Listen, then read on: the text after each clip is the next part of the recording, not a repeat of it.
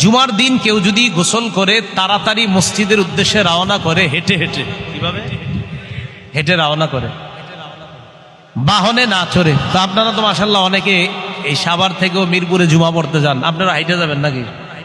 না না, এটা হলো আশেপাশে যে মসজিদগুলো আছে, যখন আপনারা যাবেন তাহলে তাড়াতাড়ি গোসল করা, গোসল করে তাড়াতাড়ি মসজিদে হেঁটে হেঁটে যাওয়া, গিয়ে ইমামের কাছাকাছি বসবেন।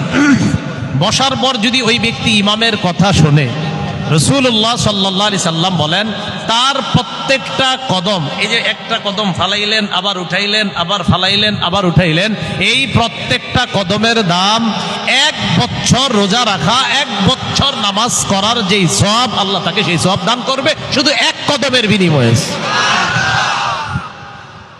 1 বছর রোজা রাখা, 1 বছর নামাজ পড়ার সওয়াব। তাহলে আগামী জুমা থেকে দেখা যাবে কারা কারা আগে মসজিদে যায়, ঠিক আছে না?